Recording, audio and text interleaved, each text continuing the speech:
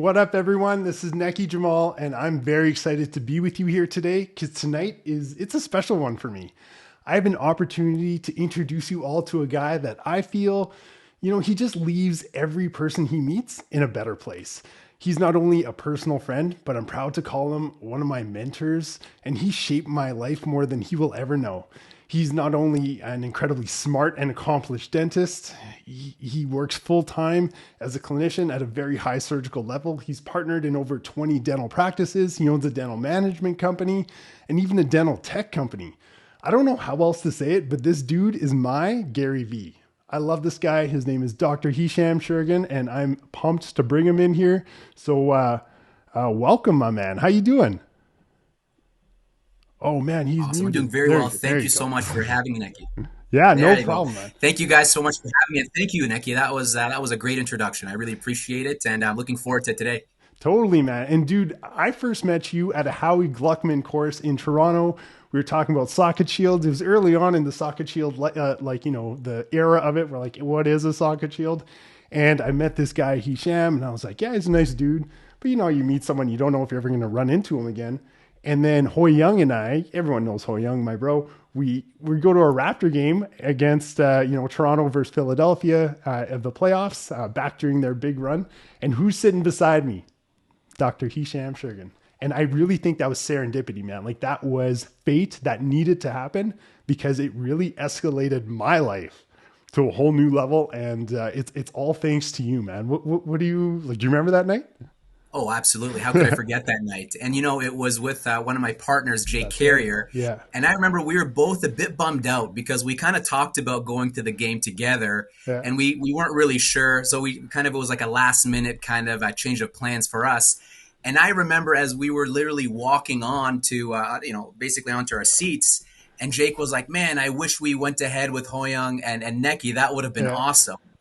And I remember, lo and behold, we sit down, and both Jake and I just literally look at each other, and Nekky and Hoyoung are sitting directly in front of us, Yeah. right? To the point where I literally reached over before even saying hi, and I offered my popcorn to Hoyoung, Yeah. and he kind of freaked out a little bit. I was like, "Oh, what's going on?" And then after that, it was incredible. It was an incredible game. Yeah. And even afterwards, and it was an incredible night. We had so much fun after. We got some good drinks, and the rest is history. Totally, man. And I got to learn more about you that night, and just a little bit. Like I knew you were, a dentist, and our mutual friend, Dr. Steve Chang, who's doing his proso residency at U of T right now. He kind of introduced us, but like, man, little did I know I was getting introduced to this juggernaut here. And I know you're the most humblest guy that you'll ever meet, but dude, you're an incredible clinician. You have a ton of practices. I mean, I'm too scared to even open up a second location, and you're partnered in over 20 practices. And you're honestly what I believe a leader truly is. And so like, man, tell us about you. Where did you go to school? How did you start your practice? Like, just give us all a little show. Absolutely. So I'm Yeah. originally from Windsor, Ontario. For Okay. those who don't know where that is, all of our American friends, it's right next to Detroit. So I was raised there. From there, I went to high school and undergrad. I went to the University of Windsor to the point where I even went to the University of Detroit right across the river there. And from that point on, I loved dentistry. Graduated in 2011, did an AEGD in Michigan, Okay. 2012. Yeah. And then from there, I decided, you know what, I'm going to still stay close to home, but just far enough. So I moved to London, Ontario in 2012, as soon as I finished my AEGD. And then after that, I actually worked for a gentleman, one of my very first mentors, who owned 9 clinics himself. And I think that that's where the spark kind of happened. He's the one who opened up the doors for me. He's the one who ignited the fire.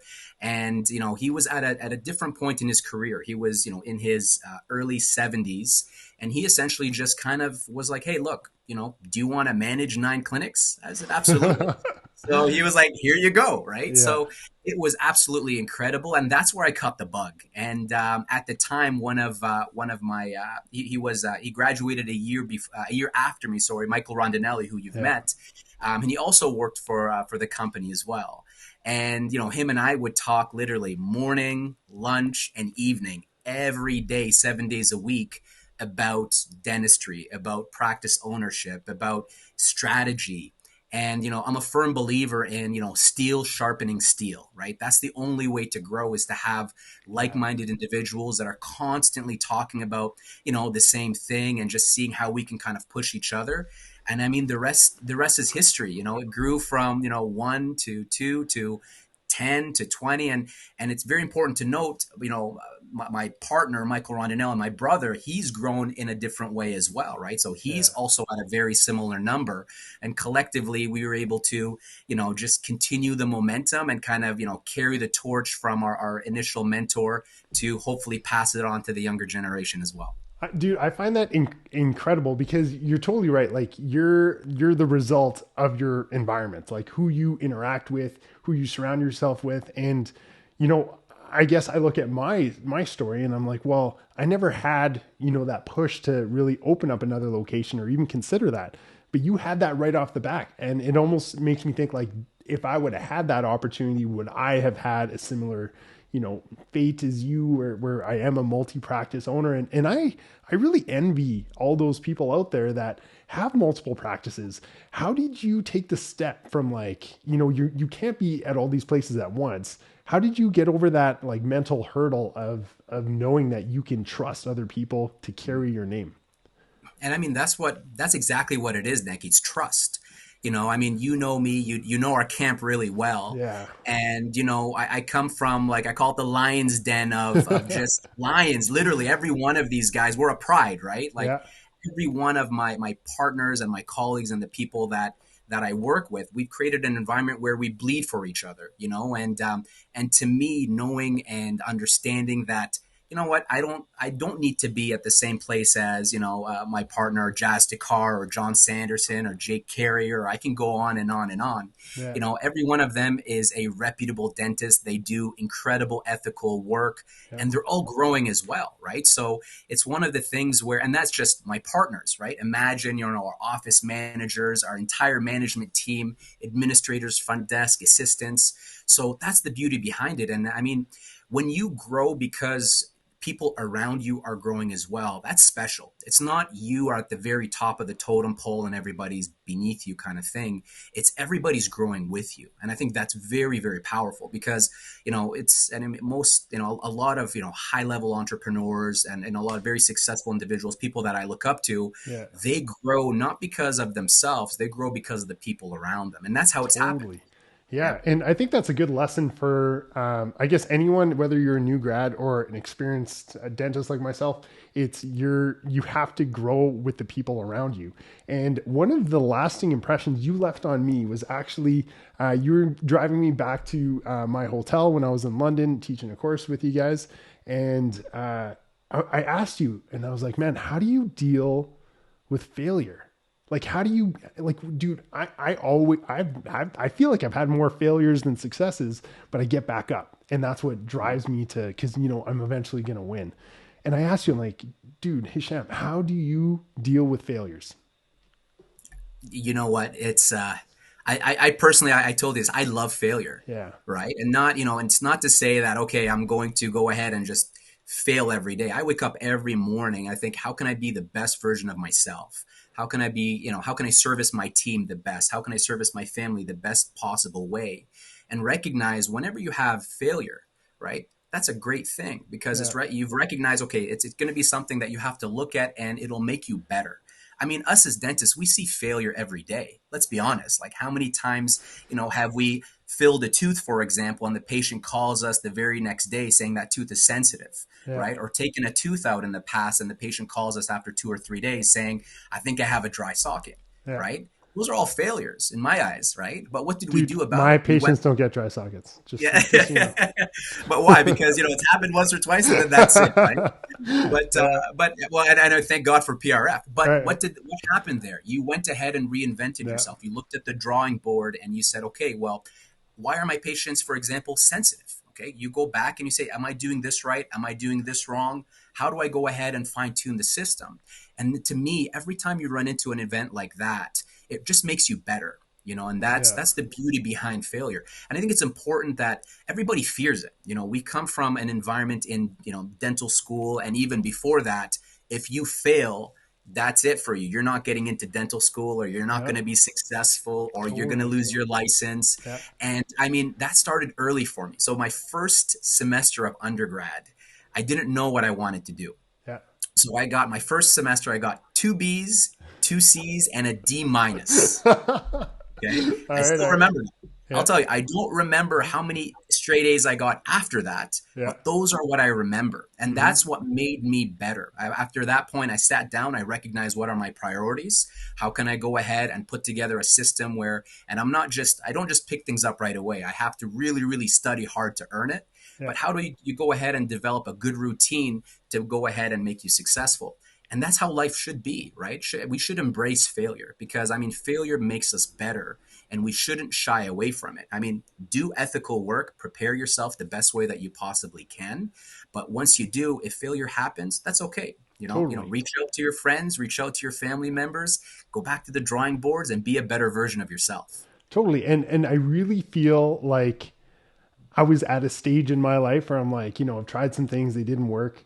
And then after talking to you, I just got like, man, I'm invincible. Like you can't hurt me anymore. You can't, you've changed my mindset to like, okay, I'm going to screw up here, but I'm going to learn from it and I'm going to grow. Not only as a clinician, but as a business owner, as a person in all the relationships that we meet, we're going to continue to make mistakes, but it's how we learn from them that I think will take us all to the next level. And when you kind of taught me that, I don't know why, I feel like I've heard this before, but the way you said it, I listened, and it just I have this fire in my belly that that you put there, man. You put it there.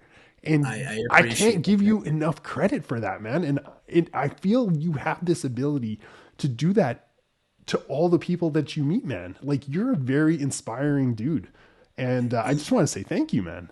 Well, thank you, Nekky. Honestly, I really appreciate that. And you know what? It's honest to goodness. It's always just looking at how you can help the people around you. I That's think right.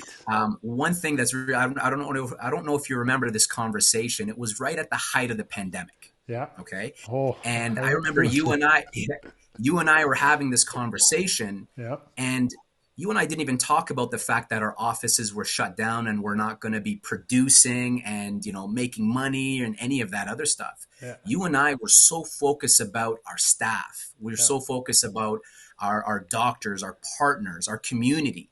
And I think that's when I recognized right away. I was like, you know what? You're for sure one of those true, genuine dudes that just cares, and Yeah. at that point, what did we do after that? You went on your community involvement binge, and you still are doing a lot of that. And then that's where we launched the dental fast track series for Yeah. a full month.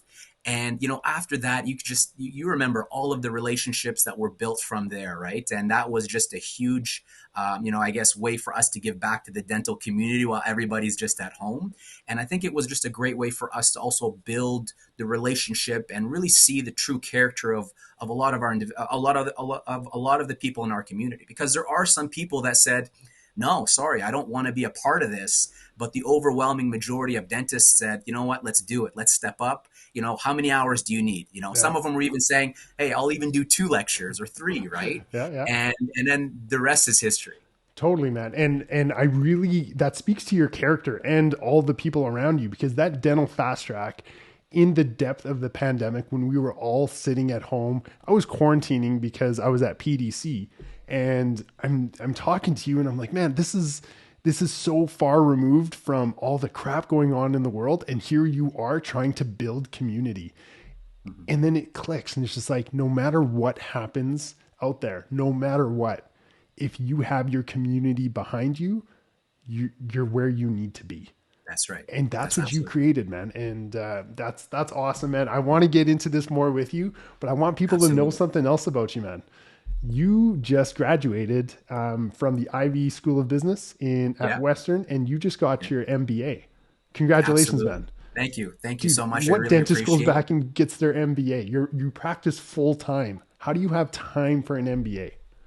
So, I actually did it for a different reason. I've always wanted to do my MBA. As ever since I graduated, it's just been something that's on my mind. I want to Yeah. do it. I want to do it because, I mean, as a dentist, we were never taught business, No, you know, and being a man. business, and all of a sudden you're a Yeah. business owner, and you know your accountant sends you, you know, year-end notice to readers, and you're trying to read it, and you don't really know what you're doing, right? Yeah. And your bookkeepers are sending you information you don't really know. And every year I've been, oh gosh, I got to do my MBA. I really want to do my MBA. So, Yeah. but every year I felt that, you know what, the timing is just not right. I want to do it at a time where I'm going to be I can offer my teammates and my entire company the best service when I go ahead and I complete it. Yeah. And you know, it was something where this, you know, in 2019, I thought this is actually also a great way for me to slow down, not just clinically, but slow down my growth, right? Because I wanted to basically just fine tune my systems and really kind of go back to the drawing board, work on optimization and efficiencies. Mm-hmm. And all of a sudden, you jump into an MBA and you look at just some absolutely incredible human beings around you, some people that have skill sets that I didn't even know existed. Yeah. Like you see, I thought I knew Excel, right? And I'm like, okay, that's something I knew I typed. And I can then bust out a PowerPoint. yeah, I love it, man. exactly. I could go ahead and do some basic formulas in Excel, on Excel. And then all of a sudden you see that, you know, the guy next to you who is, you know, he comes from a finance background, or the guy, you know, to your left who is a programmer or in marketing or in human resources. And then all of a sudden it just dawned on me. It's like, oh my God, everything that I know in dentistry, right? Somebody else knows it Yeah. and knows it in their In there. profession Yeah. with regards to a certain subject or topic, right? And then all of a sudden it was like a renaissance just blew up in my head. At that point it was projects after projects and growth, and even within my own organization I'm like, you know what, we got to continue to grow. Yeah. And you know, here I am, we literally doubled in size, you know, at the height of the pandemic. And it was just because of just the information and the knowledge and the resources that you get from being part of a community that understands, you know, the entire, not just dentistry, but the entire industry or the entire economy as a whole, right? So, Mm-hmm. you know, absolutely incredible journey. And I learned so much. And, you know, you learn a different language. Every week you're putting in 20 to 35 hours of just additional learning with regards to whatever, whether it's finance, accounting, operations, whatever it is. And it just opens your eyes up to what's out there. And I think that's very important for individuals. Not, you don't need to take an MBA, but you know what? You know, take a step back and, you know, read about the economy, right? Read about finance, you know, read about business, because the world it's an incredible thing out there, and knowledge is king, right? So it's very important to try to push yourself, and you know what, try to be curious. I like what you said there when you said, you know, you're surrounded by other people that know what you do, but just in their own field. And this goes back to our initial conversation. You are the product of your environment, of who you interact with nonstop.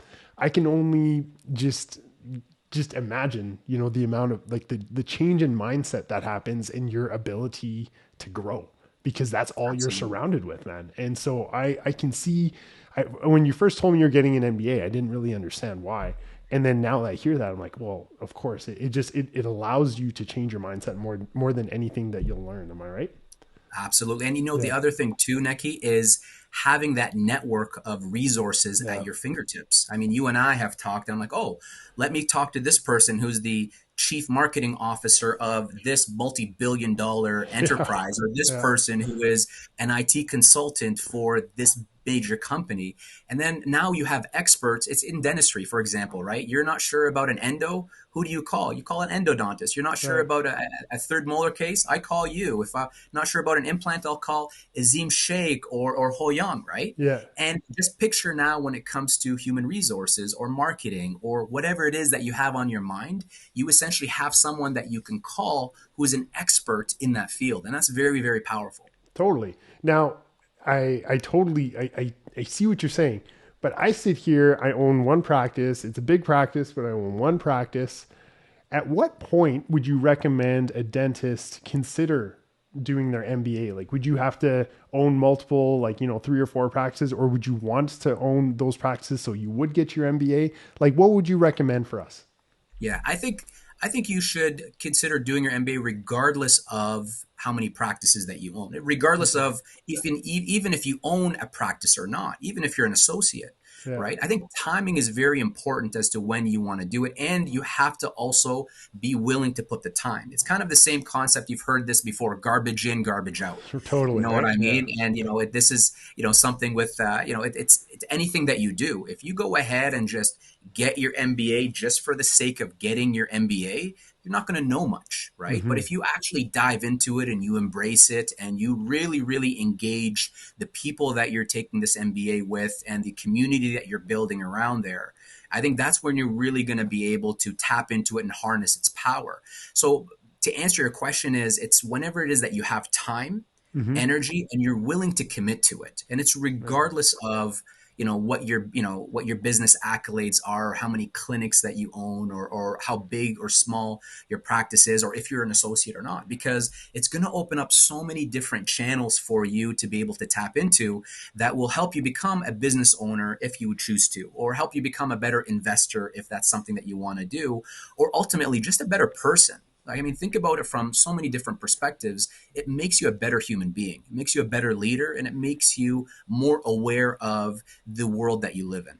Totally. And I hear, like, I spoke to you almost, I would say once or twice a month, every month while you were going through your MBA.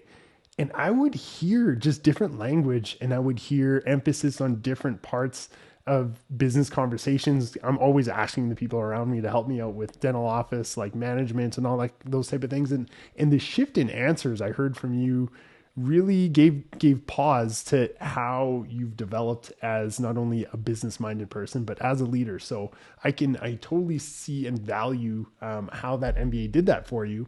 But my question is, rewind back to when you graduated, knowing what you know now.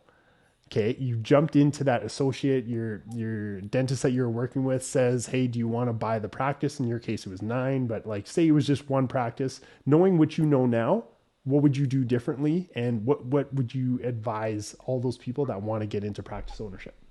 Oh, absolutely. So I would tell you back then, and I mean, Mike Rondinelli would say the same thing. We knew nothing.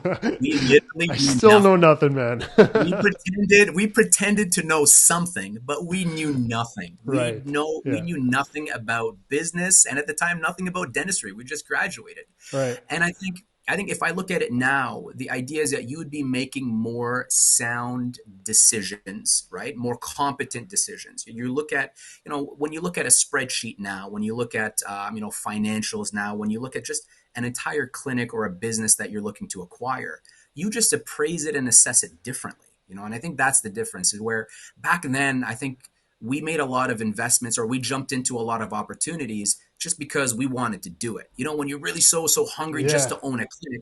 So the first clinic so Mike and I bought the first clinic together. Okay. Okay. We spent at the time, so close to 10 years right now, in a small little town outside of London, Yeah. we spent $170,000 to purchase this clinic. Okay. Okay. Okay. $170,000. Yeah. And when we picked it up, there was a strategic element. As I mean, one of the things that I've always taken pride in has always been strategy. I've always read, Sun Tzu. I've always read 48 Laws of Power. I was always into the kind of the cerebral warfare. And one of the ideas that we came up with was, let's just buy a clinic, because at the time we both were associates and we were both negotiating essentially acquisition of our existing clinics. Right. And the art of negotiation is you got to always be willing to walk away from the deal, Okay. right? Okay. Yeah. But Yeah. we were so into it that we said, you know what, worst case scenario, Yeah. right? We walk away and we have basically an office to fall back on. Right. Right. Right. It worked out for both of us. He acquired that clinic. I was able to acquire the clinic that we were negotiating on. But we essentially had a clinic now for that we just picked up for Which is 170,000, nuts. Like, and you can't which is even, crazy. yeah, you can't But buy anything like that now. Yeah. yeah, but recognize that it wasn't a steal. It was literally worth $170,000. Yeah. It was one of those where the dentist had his own, he created his own practice management software, if you know what I mean. It was, there was still placing amalgams. Yeah. There was no digital radiography. Yeah. We literally bought a $170,000 clinic kind of thing, right? Totally. Yeah. And to answer your question, to look back, would we have made the same decision knowing what we know now? The answer is no, because the older that you get, and I mean, it sounds so cliche, but the more you appreciate your value of time. Hmm. Right. And when you're in your 20s, it's like, oh, no big deal. I'll show up there 5 days a week, after hours, and I'll make it work, and I'll bootstrap it out of my own pay and do all these other different things. Yeah. But you recognize that, at the time, you don't appraise the value of time the same way that you appraise it today. So if, for example, I was looking at the same deal, or Mike were looking at the same deal, we would probably pass on that opportunity, right? Because it would take a lot of energy and effort to get that office to where we expect it to be or to grow to. Yeah. So I mean, for sure, I think my decisions would be a lot more fine tuned compared to the ones that I made 10 years ago. Okay. Okay. But like for us still trying to learn, get the MBA's experience without going for our MBA here, are there certain numbers or factors like I've heard of EBITDA, I've heard of, all these different things, but if you ask me to actually spell it out for you, if you hand me a spreadsheet with a income statement or whatever, what do I need to look at just rough right off the bat, be like, okay, this is worth my time to dive into? Like what certain things Absolutely. are you looking at? Absolutely. So first of all, my advice is make sure that it's in an area that you want to live in. That's a Okay. The good point, last man. thing That's that, a really good it point. drives me crazy where somebody's like, I just bought a clinic in Newfoundland, and I live in Ontario. Yeah, Right. And I'm like, it's great. You bought this beautiful clinic, but now you're going to have to fly in there, God knows when, to totally. make it happen. Right. Yeah, So, I mean, recognize too that the technology and the resources that we have access to today are just on a different level, yeah, right? On a different level. So, for example, I mean, I'm just going to start throwing some things that are out there. So sure. there's a company right now called Confidence Analytics, okay? And you Okay. can check them out, confidenceanalytics.com. And essentially, what they can do is they can provide you with all of the census data, the traffic data, competition analysis, how many people walk by and drive by your location every Yeah. day, right? So if I'm looking to acquire a clinic, I'm going ahead and pulling out confidence analytics yesterday because I want to see that if I'm in that clinic, is it going to continue to thrive Yeah. when I go ahead and take over, because there's X amount of cars that go by and there's X amount of development, or the socioeconomic status of the residents in that area are in the middle class, and that means they have insurance? Or is the competition analysis report that you get, does it provide that, okay, the dentist that's closest by to you does certain procedures but not others, right? So that's a huge part. The other thing too is, look at, like, back 10 years ago, nobody was talking about EBITDA, Yeah. right? And this came popular. Why? Because of the big dental corps, the DSOs that came into the Yeah. equation. And the reason why was earnings was essentially their, private equity companies that were jumping into the mix. That was the metric that they're using to appraise basically the value of a clinic, right? And that's their earnings, right? Before income taxes and depreciation, right?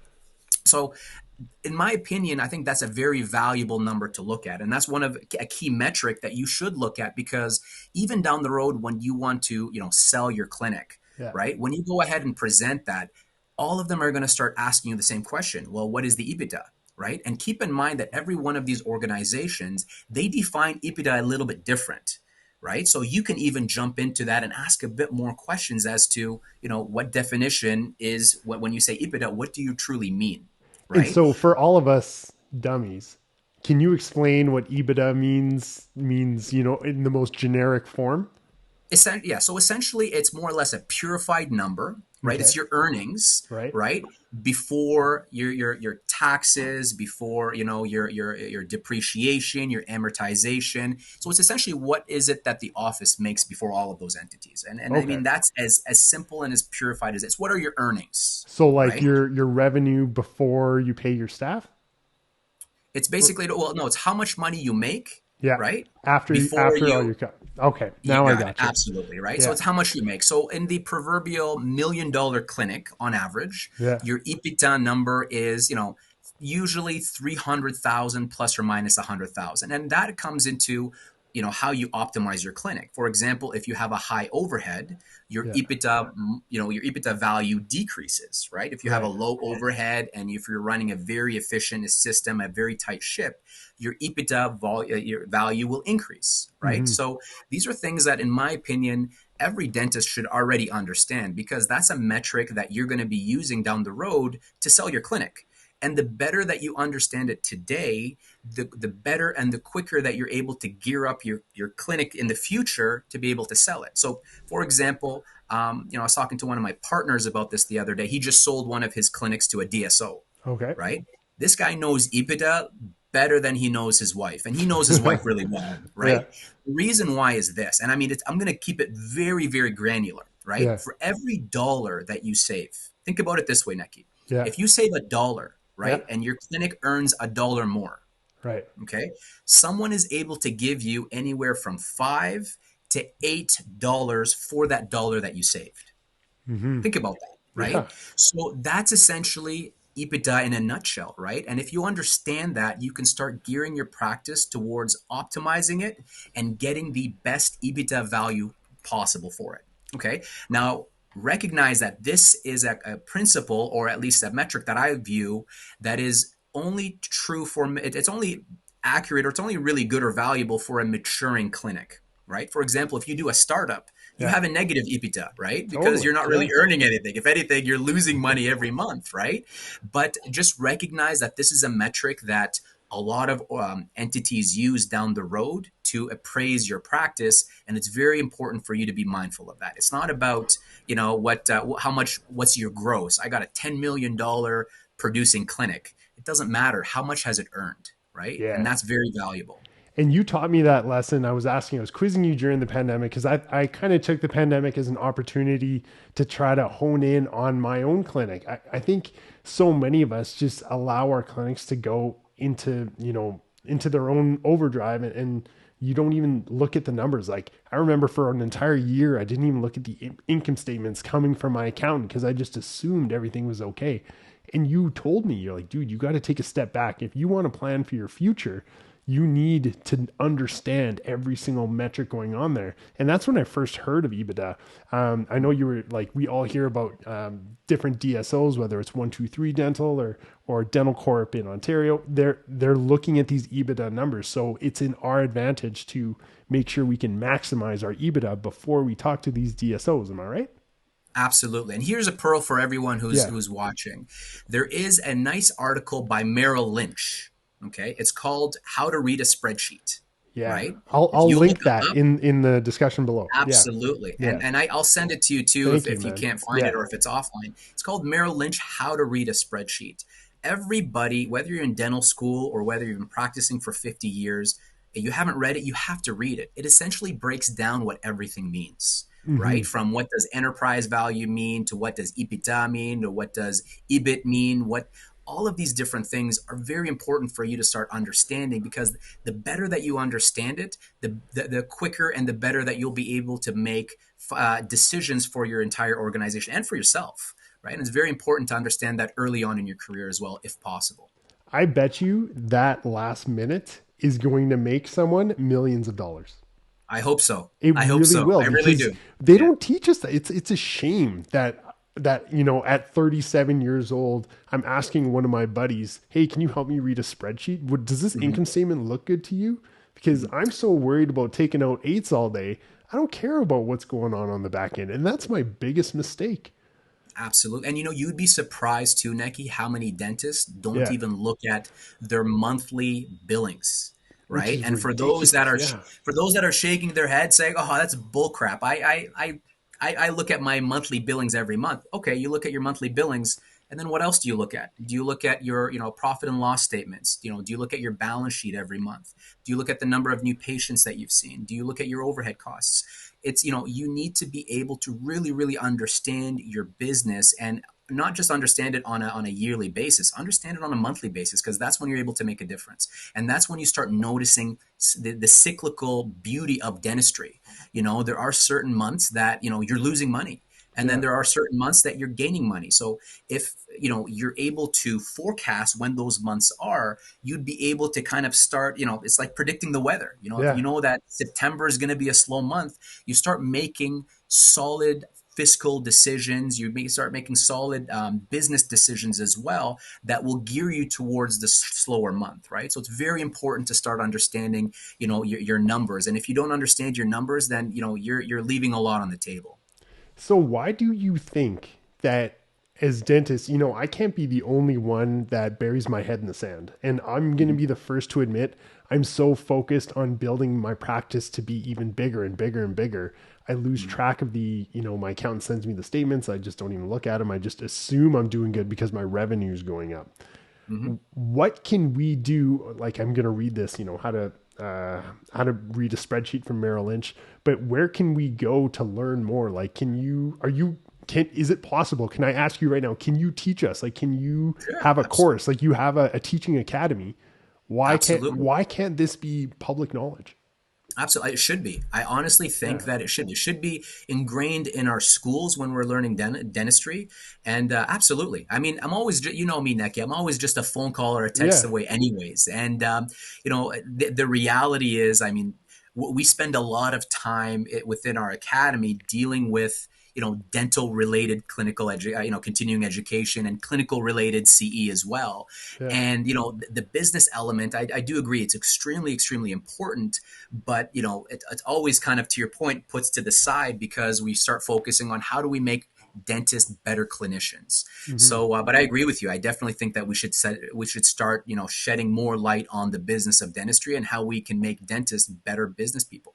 Totally. I 100% agree. I know that was a good segue into Dentistry Academy, but I I was introduced to Dentistry Academy during Fast Track, Hmm. during the height of the pandemic, and I was like, "What is this Dentistry Academy?" And little did I know it was this entire community, like, and I'm talking community of tight knit dentists that really has each other's backs. And we all hear this. And then when I actually went there and you guys asked me to teach a course and it was awesome, I saw this like brother and sisterhood, and everyone would literally give the shirt off everyone's back just to see the other one succeed, not for their own success. It's to see the next person succeed.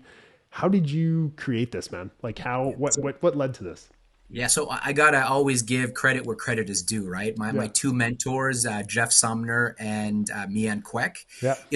we've instilled a concept of reciprocity from day one into our organization. Yeah. It's all about giving back, right? And the Dentistry Academy was formed, but it was kind of something that we were doing for the last 3 or 4 years already.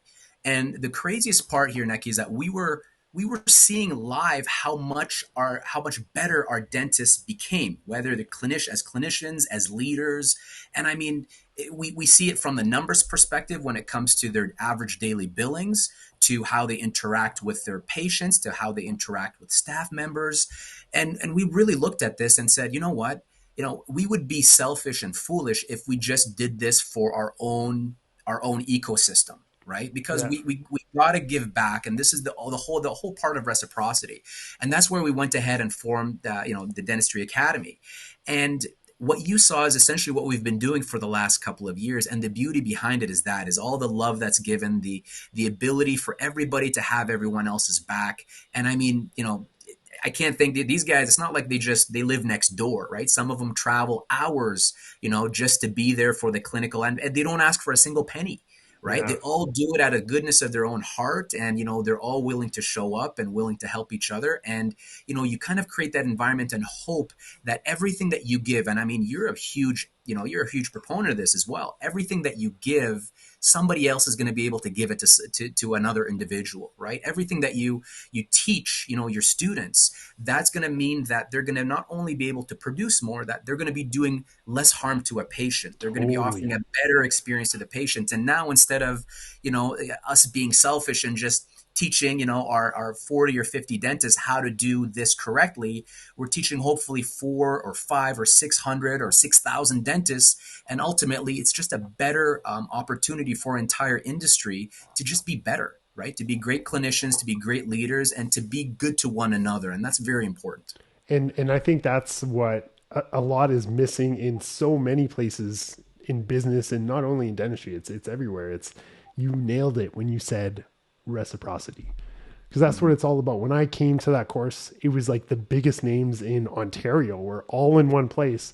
And then there's this dude from Alberta being like, "Hey guys, how's it going? Can I be part of your club?" And dude, it's just like everyone was sitting down with each other and being like, "Hey man, I got this problem here. How can I help?" And everyone's always brainstorming for each other. I just thought it was cool, man. And what you guys built there was awesome. What courses do you have coming up, man?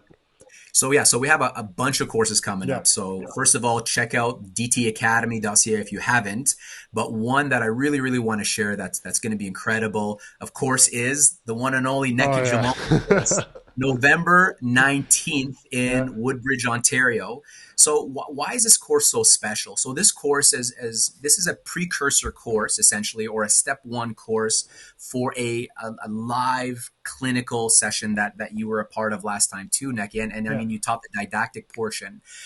So the idea here is that we want to go ahead and create, call it pods or different, people from similar communities. If we can get, for example, 5 people from, Brampton, Ontario, or, Woodbridge, or whatever it is, that are interested in doing a live patient, clinical session, this essentially is the first course in order for us to go ahead and line up our ability and our faculty members to come to you and teach you how to do the best best extractions, how to Yeah. master third molars in your own clinic, in your own community, to your own patients. And in my Yeah. opinion, I think that's the best way to learn as well, right? I mean, everybody, obviously, you always blow it out of the water when you lecture. Everybody is already super excited to see you. That Yeah. the tickets are literally selling like hotcakes.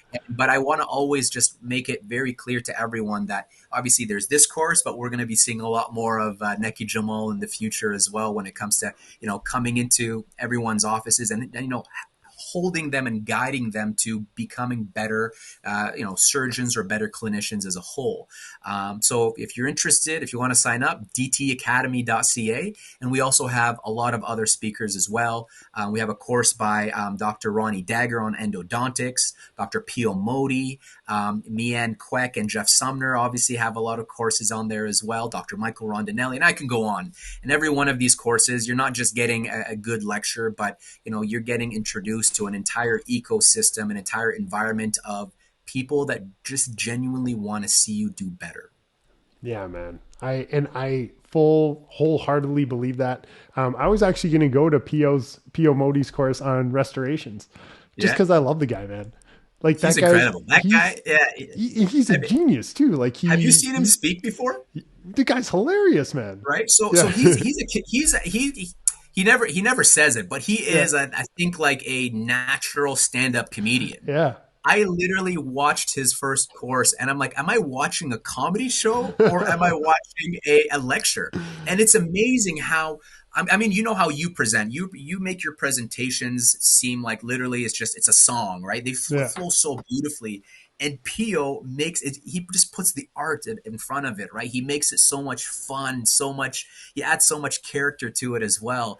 And very, very impressive. I'm super, super happy and to call this guy, a good friend. Yeah. And yeah, if you haven't seen a Pio Modi course, you definitely got to go to Oh one, yeah. because you're going to get a lot of laughters from attending, but more importantly, you're going to get a very good education, and you're going to learn how to do the best restorations, that Yeah. from an MOD to delivering a world class veneer. Totally. And he's like a full Dawson grad and everything. Like Yeah. he teaches the courses, so he's a smart dude, man.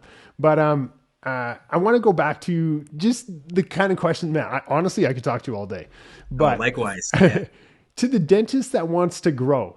Okay, they've attended courses. CE is so important. They're looking at their metrics now. They're becoming more aware of, like, okay, maybe I should start thinking and understanding what my spreadsheets are, trying to raise the EBITDA of my own clinic, for the future if I ever decide to sell it. What do you say to the dentist that wants to grow? Like, how do you grow? Like, I know you got your MBA and you have this mindset now. How do we take some of that fire and run? Like, what Mhm. what what are you going to tell us, man? I mean, Tough question, because I I think know. everybody sees growth differently. Right. Okay. But I mean, here's the easiest trick. And I mean, I've already said this before.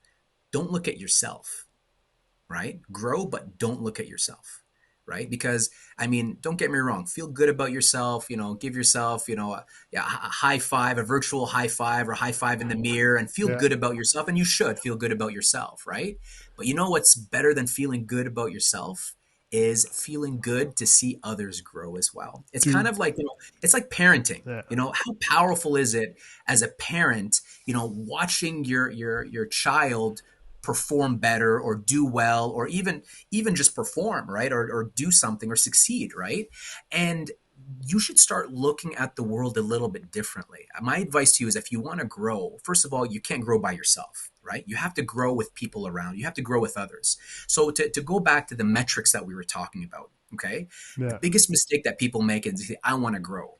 Okay, and what they start doing is they dive into the metrics, and they're the only ones looking at their metrics. I don't want my assistant and my hygienist and my office manager and blah, blah, blah to look at my metrics, because they shouldn't be seeing these metrics. Well, how do you expect to grow if nobody's looking at the numbers, That's right? a really interesting point. Aren't you nervous that they're going to like say, look at all this money that's going on? Like, what do you, how can you show your assistant the numbers?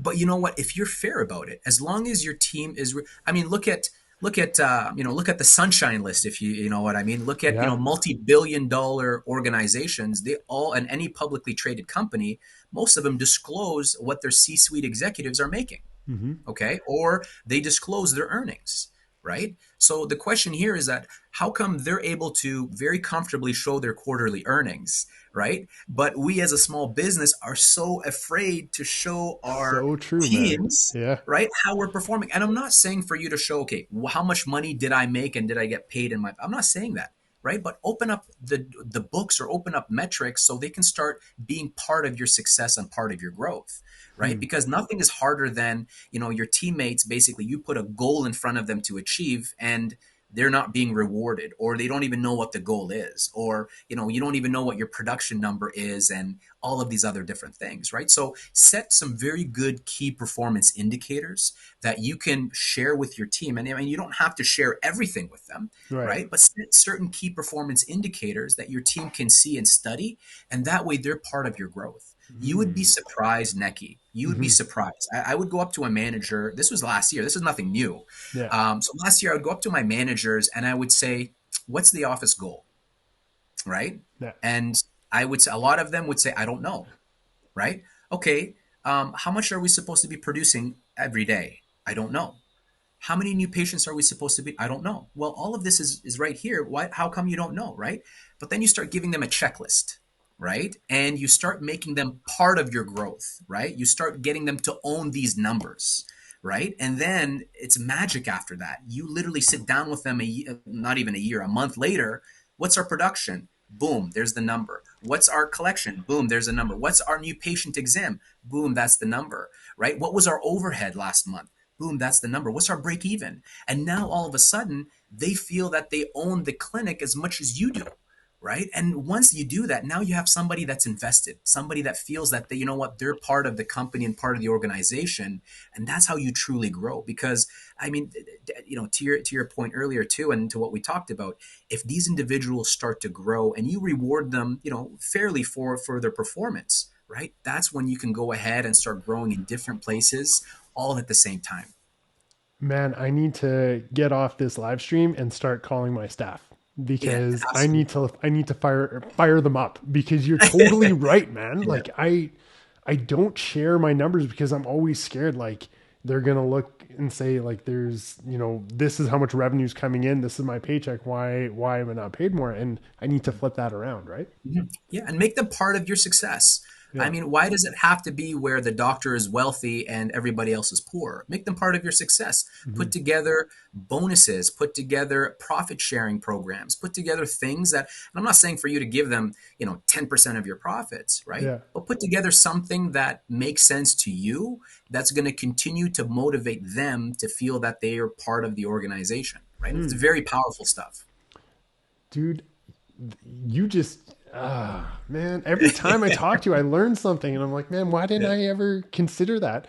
And honestly, you have that power over people. Like you have so much to share, and you honestly share it all, and we all Thank you. appreciate that. I truly think you are one of the most influential and inspirational names in dentistry in Canada, and I come to you for advice all the time. And honestly, man, I appreciate that, and you're always there for me.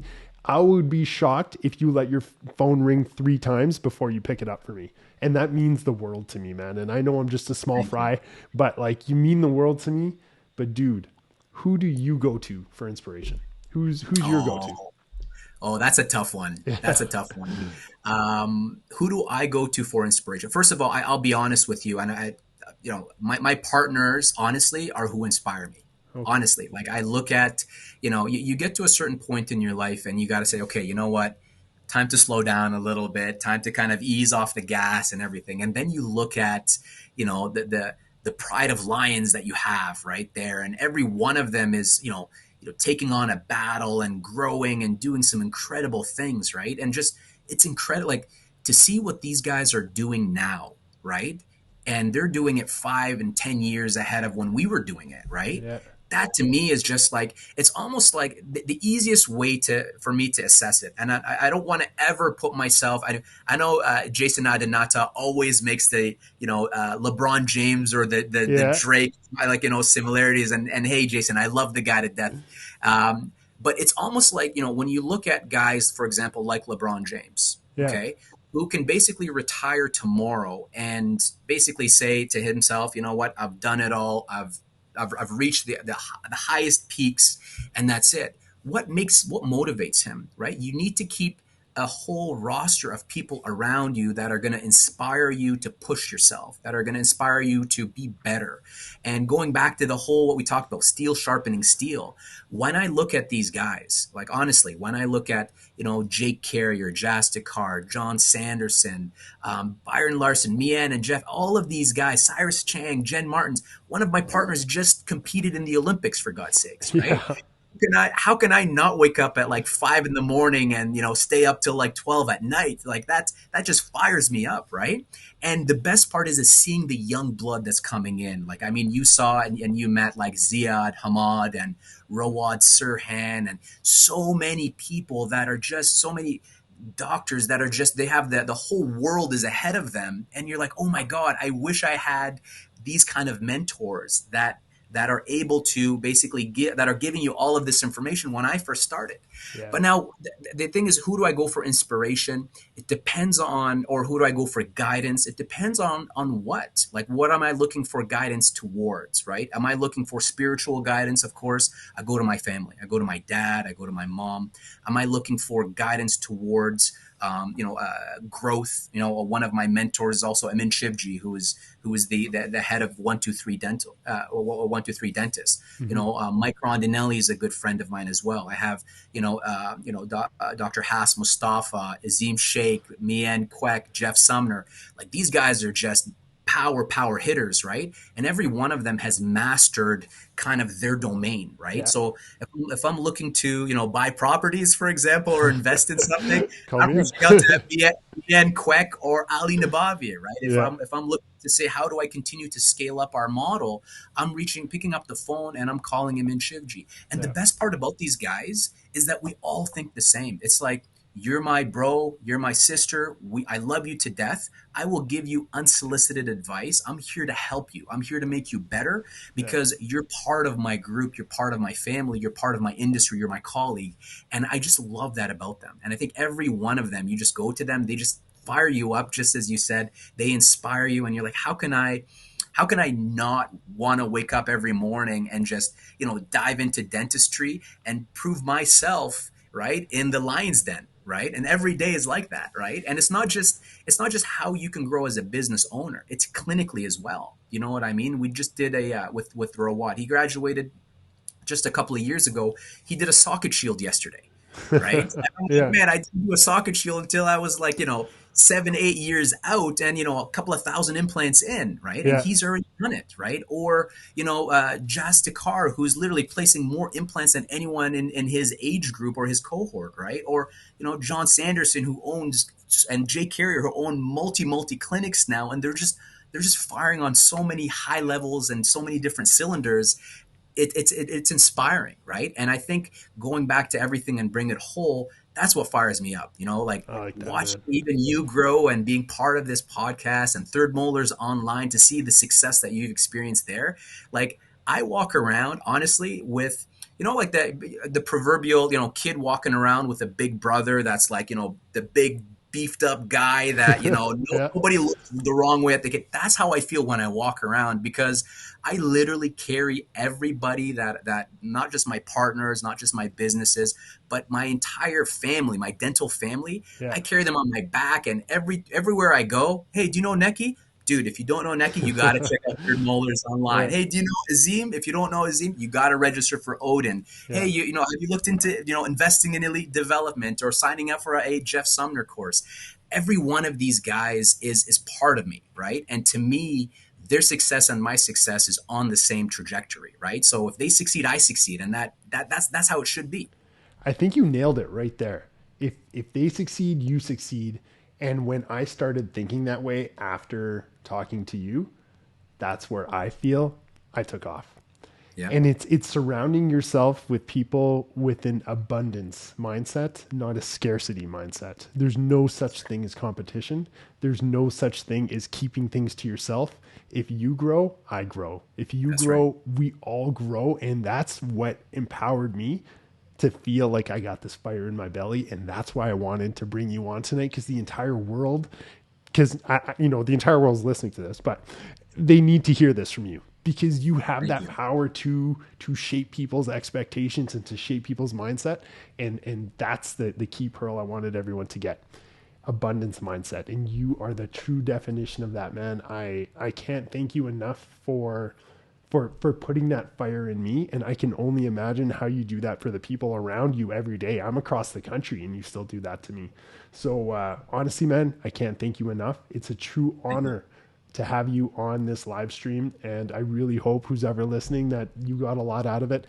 Reach out to Dr. Sherghin at dtacademy.com. And they have a ton of great .ca. courses.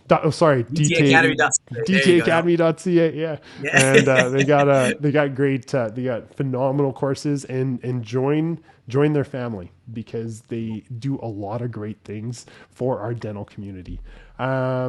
Dude, thank you so much for joining us. Anything else I missed, man? Absolutely. So one of the most important things, I know you and I talked about this, and I Yeah. think that it's very, very important for us to start talking about this, okay? Because this is a big elephant in the room Yeah. that no dentist is talking about. Nobody, right? And that is dentist or our industry's impact on the environment and Yeah. climate change. Right? Nobody's talking about this. Like Nekky, when a patient comes in and comes into your clinic at Wayside, Yeah. and they go in for a hygiene visit, what do they leave with? They leave with a plastic bag, toothbrush, toothpaste, and plastic flossers.